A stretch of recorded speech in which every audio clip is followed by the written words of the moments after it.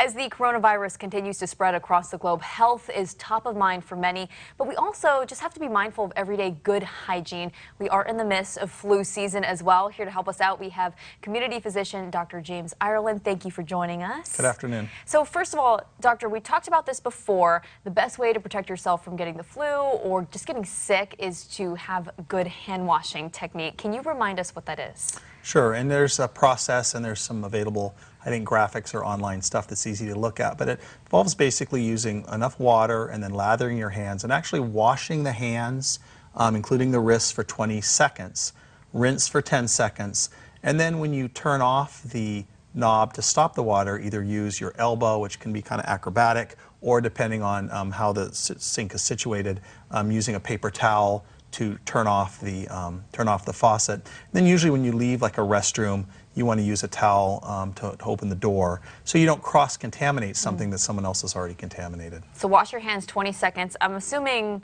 I've seen this technique too, to rub underneath the fingernails. And there's different ways, and again, a lot of this is available online, and maybe you have some information here as well. But yeah, there's different techniques, and depending, like for instance, if you're going to go into a surgical case, they actually have little scrub brushes, and it's to the elbows, and it's a lot more entailed. But you're not going to do that for every day, just going to have a meal or in between.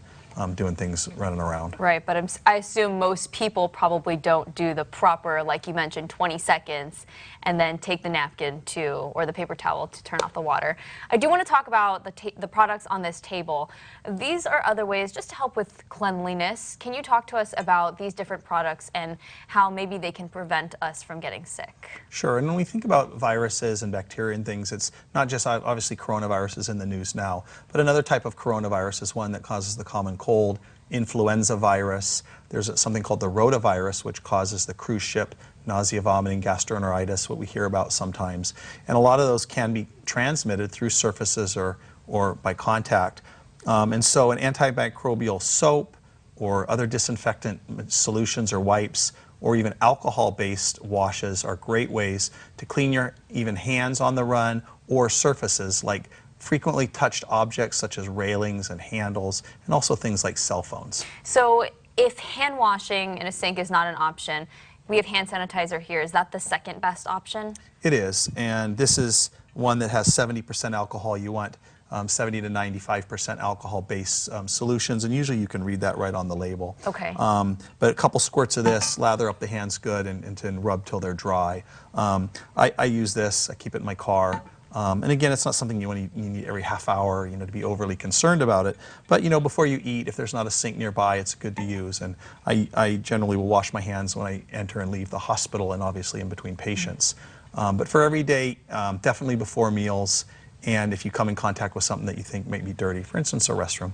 I want to talk about this one here. It's the wet ones, but this one says it's for your hands. If you can't get your hands on hand sanitizer, is this another option people can use as well? It is, and you just want to be careful that it is something that is used for people, for humans, and not something for surfaces that's going to have a caustic, like bleach, for instance, in it.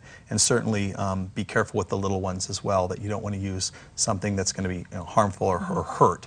But if it is for use for humans and it has the antimicrobial detergents in it or chemicals, then that is another good option. So again, we're looking for 70 to 90% alcohol. 95%. 95. Yes. Okay. And you were mentioning, so this one is good for hands, for your skin. This is different. These two. Right. And this is bleach based. This has other chemicals in it. But again, like for instance, for the cell phone, this might be good. Sometimes they have a lot of they're very wet coming out, and you obviously don't want to damage your cell phone with too much liquid. But a wipe for a cell phone, something I do at least once a day.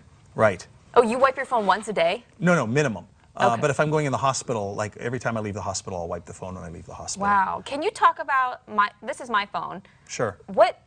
This is pretty dirty. Well, phones in general, people use them all the time.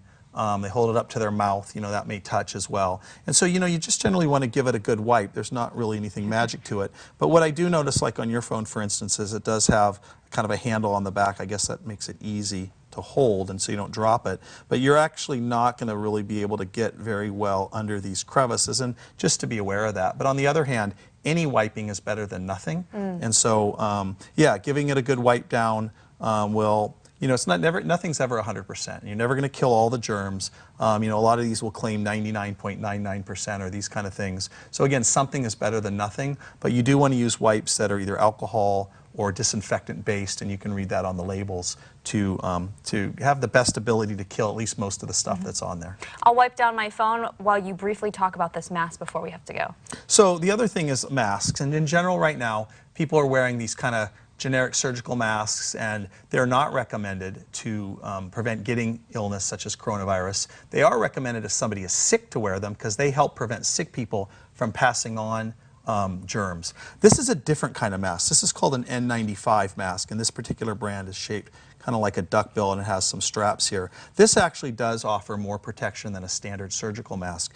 And for instance, if we're in the hospital and we're taking care of someone with suspected influenza or TB or something like this, we'll wear one of these before we go into the room and then discard it when we leave. Because of things that are happening now, I mean, people are much more aware of these, and from what I understand, they're very hard to get. People had gotten them from supply stores before and Amazon. But again, the N95 mask, hard to get, but this is definitely better for protection than a standard surgical mask. Got it. Doctor, thank you so much Thanks. for being with us. Good tips. Hand washing, remember, and wiping your phone down, things like this. Just to, again, not 100% to kill the germs, but hopefully it can help and to keep us healthy. We'll put all this information on our website, khon2.com. Bridget, send it back to you. Thank you.